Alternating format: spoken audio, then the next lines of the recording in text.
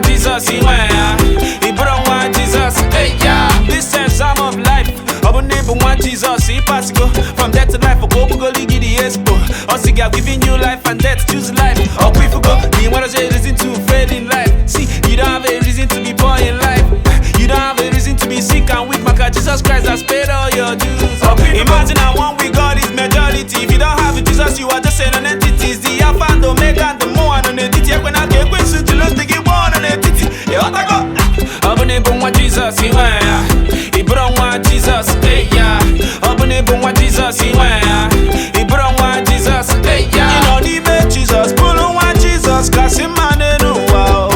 You know the make Jesus, pull on wa Jesus, kacha mane no wow. If you be child of God, you can't fail. If you be child of God, you can't die.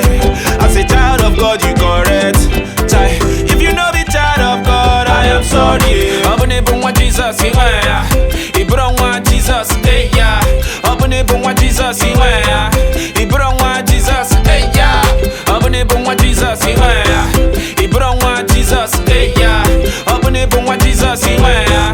Ibro wa Jesus, hey ya. Imane kwensu chefu tamu katafu mana chukuna epitolo mweme jamu we stop now. I'm working for the Lord, achieving these goals like inside the net. See the devil taking shots but he's over the bar. Said I'm down for forgot that he is under my feet.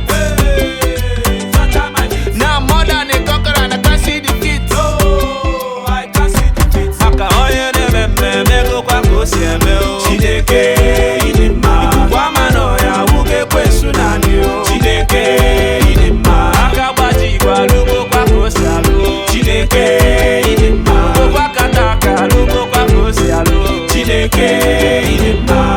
Abone bon wa Jesus iwe ya. Ibro wa Jesus, hey ya. Abone bon wa Jesus iwe ya. Ibro wa Jesus, hey ya. Abone bon wa Jesus iwe ya. Ibro wa Jesus, hey ya. Abone bon wa Jesus iwe ya. Ibro wa Jesus, hey ya. Abone bon wa Jesus iwe ya. Ibro wa Jesus, hey ya. Abone bon wa Jesus iwe ya.